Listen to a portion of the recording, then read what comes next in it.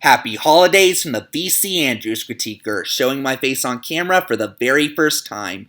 Yep, I figured, why bother hiding my face from all my wonderful fans when keeping my name a secret will protect my identity just fine. So from now on, I'll be showing my lovely face in all my future videos for you guys. But on a lesser happy note though, Old vs. New Animaniacs is unfortunately cancelled. Or maybe just on hold. As much as I loved the original Animaniacs and thought the Hulu reboot was pretty good overall, I just couldn't find very much to compare with the two. There was no supporting cast in the reboot, and not enough major differences between both versions of the Warners, Pinky and the Brain, and the songs to write a decent review for it. Maybe when the other seasons come out I'll have enough material, but for now, or maybe forever, it's on hold, and I'm just as disappointed as you guys. So instead, we'll be looking at the classic Christmas movie we all know and love.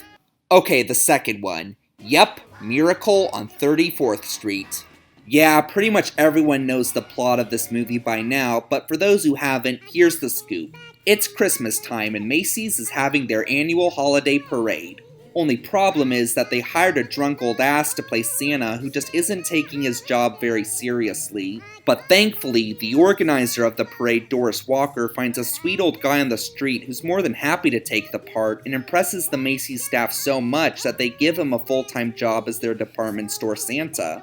And he seems to be doing quite well at his new job, being sweet and friendly, able to speak foreign languages for foreign customers, and is even willing to guide customers to stores that offer the Christmas gifts they're looking for at a cheaper price. And this last one builds so much rapport from customers that many of them declare that Macy's is going to be their main source of shopping here on out.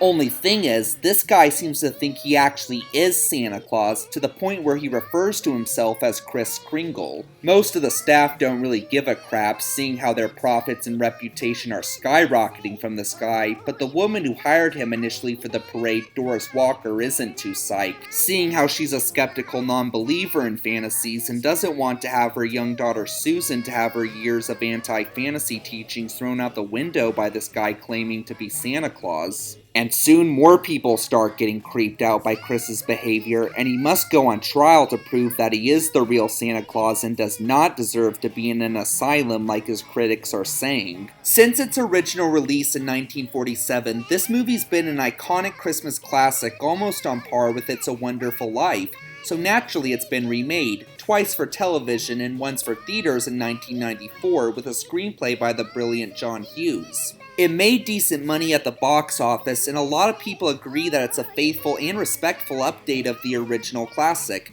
But just how well does it compare to the original?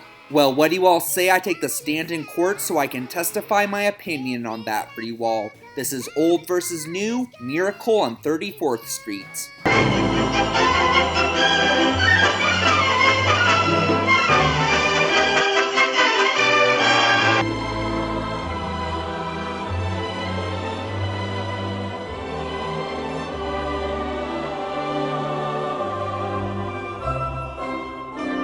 What's interesting is this film inverts the classic kid convinces a tight-ass adult to get into the holiday spirit cliche in movies and has an adult, or rather adults, convince a tight-ass kid to get into the holiday spirit. So let's look at said kid with Best Susan.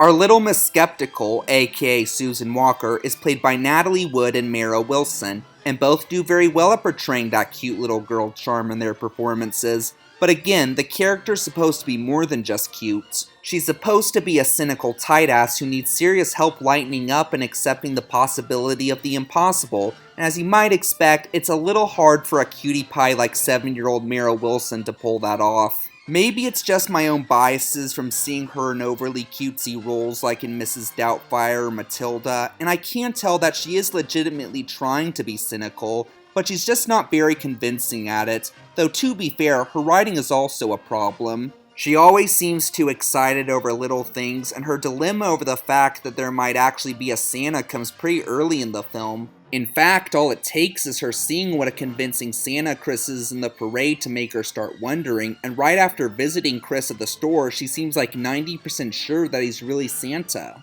Doesn't make for a very believable non-believer, does it? Natalie Wood is another story. She's very convincing as a down-to-earth realist who can't be impressed by anything. When she first sees Kris as Santa in the parade, she's like, I don't think so, bud. It's also revealed that she always puts down other children who are more innocent than her, which is why she has no friends her own age. So this makes it a lot more of a challenge for Kris to appeal to her inner child, which also makes when she finally does learn to loosen up feel all the more meaningful. But at the same time, she does still have that cutesy little girl charm to her that's not distracting like it is with Wilson, but is still able to make you care about her as a character. There is one point where I feel the original Susan goes a little too far with the cynic attitude, but we'll get to that later. But otherwise, Natalie Wood just seemed like a better balance between the cynical non-believer and the angelic cutie pie, while Wilson leaned a little too close to the second one despite her best efforts. Point goes to the old.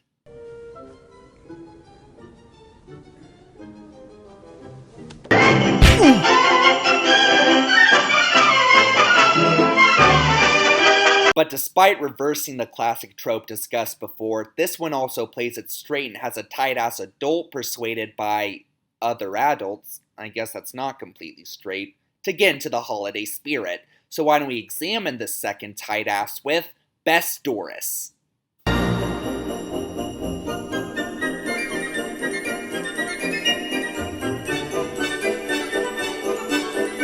Yeah, the apple never falls far from the tree. Like her daughter, Doris sees fantasy and imagination as the biggest source of stupidity in America, and is appalled that anyone would even consider the possibility that Kris Kringle might actually be, well, Kris Kringle. Sure, she gets better like Susan, but for the first half, she's a condescending biatch towards anyone who believes in anything out of the ordinary. But which one is better at it, Maureen O'Hara or Elizabeth Perkins? Well, as much as I hate to stiff the point to Maureen O'Hara a second time, Perkins' portrayal just worked more for me. Her performance as Doris seems very cold and joyless, which works perfectly for a prestigious soccer mom like Doris Walker. Now don't get me wrong, Maureen O'Hara is a convincing snob, but I just didn't quite get that same level of coldness from her that I did from Perkins. I don't know, maybe it's just too soon after seeing her as the overly sweet Esmeralda in the 1939 Hunchback film. But that aside, this Doris seems a lot more bitter towards the lawyer for trying to get Susan to believe in Santa.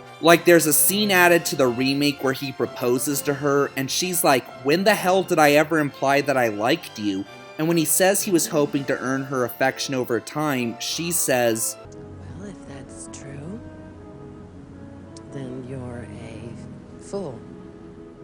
Cold, but definitely full of drama. But thankfully, the remake makes it clear that her actions are for the best interests of her daughter, so she never seems too unlikable. And like with Susan, this makes when she does finally soften up feel all the more meaningful. I also like how they explore her non-believer side a little more here. Like there's a scene that implies that Doris doesn't believe in God either. Do we give blessings in this house? Not unless my grandparents are here. This is especially fitting considering a certain scene at the trial near the end. No spoilers just yet, but I will say it's fitting. Sorry, Maureen, you did good too, but Perkins was just more convincing as an anti-imagination activist. Point goes to the new. Completely idiotic.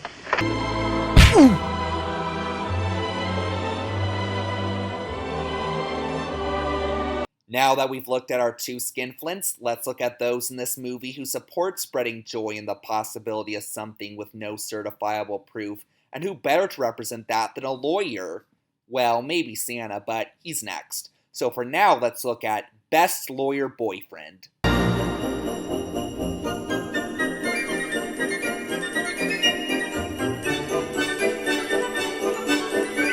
If you're wondering about the odd choice in category naming, it's because he goes by a different name in each film. In the original, he's called Fred Gailey and played by John Payne, and in the remake, he's called Brian Bedford and played by Dylan McDermott. But despite the naming difference, he's still really likable in both movies. He's a perfect foil to Doris and Susan, being chill, fun-loving, and open to all possibilities.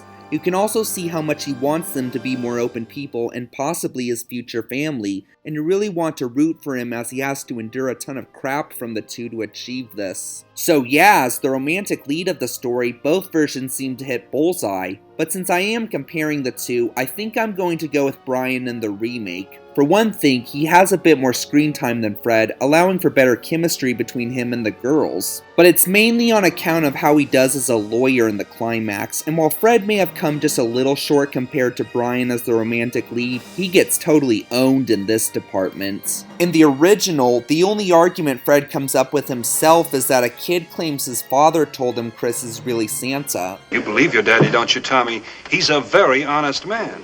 Of course he is. My daddy wouldn't tell me anything that wasn't so. Would you, Dad? Not the most certifiable evidence, bud. When the court rejects this and demands factual evidence, Fred admits to Kris he can't provide any and is about to give up before Kris comes up with the big counterpoint we'll discuss later. That's right, Kris came up with the big argument Fred makes at the end, not Fred himself. In the remake, it's a bit different. Brian's defense is still little kids testifying their parents confirmed Santa's existence, but here he knows how ridiculous that sounds. Since he knows from the start there's no factual evidence to prove Kris is Santa, his plan is to tick off the prosecutor with outlandish evidence so he'll go completely overboard with trying to disprove the existence of Santa and start contradicting himself. Pretty clever tactic. Even when he does rely on circumstantial evidence, he feels a bit more dignified and empowering while delivering it than Fred. If this court finds that Mr. Kringle is not who he says he is, that there is no Santa Claus, then I would ask the court to judge which is worse. A lie that draws a smile, or a truth that draws a tear. I'm sure this is because McDermott has a natural lawyer vibe to him that he'd get to fully display 3 years later in the series The Practice, but he's still a pretty empowering dude. And for the record, he comes up with a big plan to prove Kris is Santa in the end. Again, tough call, but in terms of seeing that justice was served in the climax, Brian proved himself a little more capable at it than Fred. And having more screen time allowed him a slightly better relationship with Doris and Susan, and that really makes a difference in the long run. Point goes to the new. You don't have any faith in me, do you?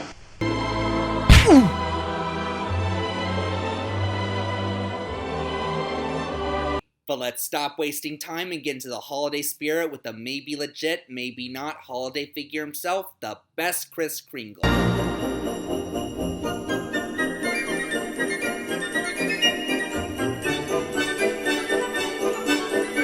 Yeah, Kris is hands down the best character of the story, mainly because of the huge amount of mystery surrounding the character. Is he really Santa Claus? Is he a lunatic? Is he a phony? Is he somehow a mix of all three?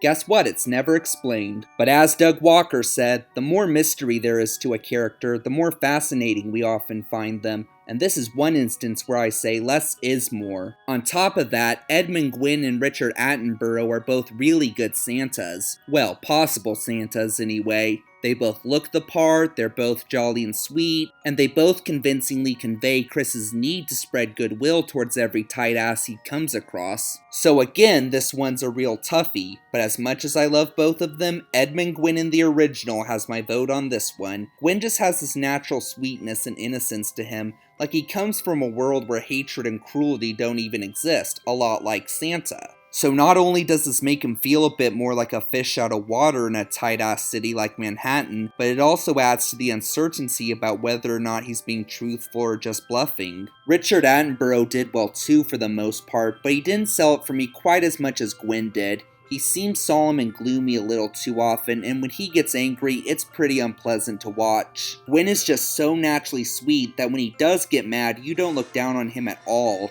Hell, this guy could commit arson and you would still love him. And on top of that, some of Attenborough's explanations for how he does the impossible as Santa seem pretty corny, like he quickly thought of them on the spot. How does one guy get to every house around the world in one night? If you could slow time down so that a second became a year, a minute became a century, and an hour became a millennium, well, you could manage it quite easily, couldn't you? Did you ever find any evidence of dwellings, animal pens, barns, workshops? No, sir. But there isn't any way in which the gentleman can have seen my workshops. They're invisible. My workshops don't exist in the physical world. They're in the dream world. These aren't huge setbacks, but they did make it seem more like Kris was just a nice guy putting on an act than a guy who genuinely believed he was Santa. Edmund Gwynn seems more like he legitimately thinks he's Saint Nick, and who knows, maybe he is. But either way, he feels a little more sincere, and this makes his interactions with the other characters a little more endearing, especially with Susan. Now scratch yourself, see? That's right. Now then, put the tongue under your lip over your teeth. Like this? Now then, scratch yourself and chatter, see? That part makes me smile every time. Richard, you did awesome too, but Eddie is the slightly more charming and intriguing Kris Kringle. Point goes to the old. You are a disgrace.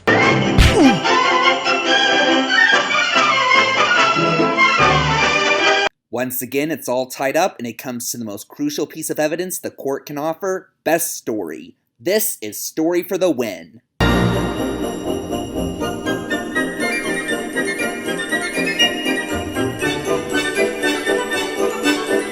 One thing I love about both movies is how timeless they are. With a few exceptions, the films try hard to avoid pop culture references and modern slang, and I think that's a big part of why they're so highly regarded. But that aside, which one better told the story of a guy who may or may not be Santa trying to prove to New York that he is? That's a bit hard to determine, seeing how both movies follow one another quite closely and have a lot of hearts. There's really just two major differences. The first is that a good chunk of the original takes place in the business section of the Macy's department store, which is perfectly fine on its own, as corporate offices often make good settings for film and TV.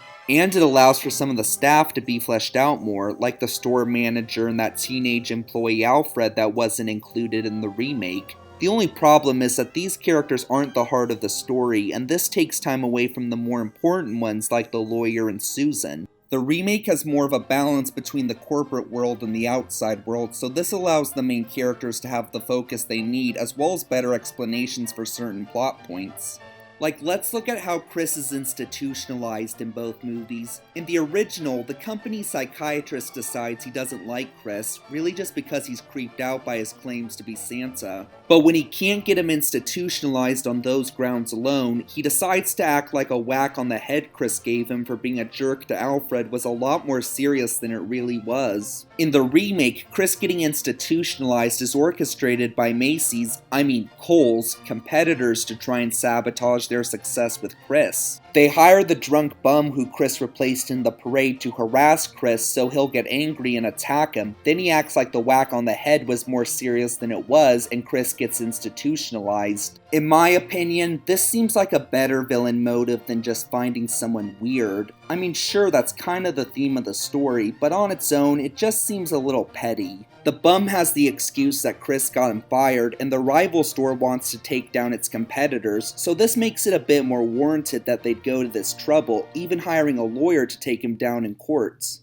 Plus, it leads to a very sad montage of the Manhattan public crush that this Mr. Rogers figure they'd all come to love would actually hurt someone. Scenes like this really add a lot of drama and emotion to the remake, and don't get me wrong, there were some extremely powerful moments in the original. There's just not quite as many as there could have been because there's too many office scenes that get in the way. And the second big difference is the ending. We all know how the original ends. Susan sends a Christmas card to Kris in the courtroom to cheer him up. Mail sorter Grandpa Joe sees it and says, "Let's dump the rest of the Santa mail to that guy claiming he's Santa in the courtroom. Saves us dead mail space." Kris gets the letters, and Fred then argues that by sending these to him, the US Post Office and federal government have legally acknowledged that Kris Kringle is Santa Claus. The judge is like, works for me, and Kris is off the hook. The remake's ending is similar, but has a slightly different approach to the matter of Santa's existence. Here, Brian has Susan give the judge a Christmas card containing a $1 bill with the words, "In God We Trust," circled.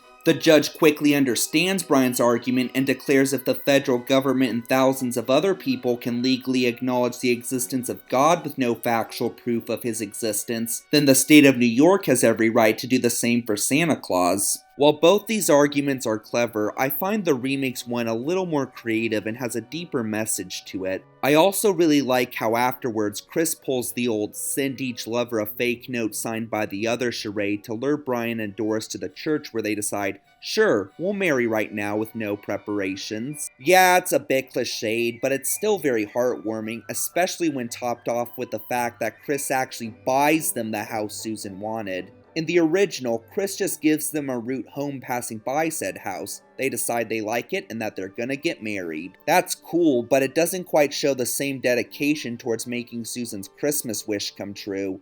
Although after how she treated Kris right before, I can't say I'm totally surprised by that lack of dedication. You couldn't get it because you're not Santa Claus, that's why. You're just a nice old man with whiskers, like my mother said. And I shouldn't have believed you. And I just want to make clear, I really do enjoy the original. Sure, it may have a few too many business scenes, making it seem a little more like The Office, but the heartfelt scenes it does have are some of the best in holiday movie history. But the remake just has a little more of these powerful, heartfelt moments that made the story work, and an extremely well thought out ending that only John Hughes could have concocted. So by just a snowflake, it's the better movie in my eyes. Point goes to the new, winning the match. This court will not dispute it. Case dismissed.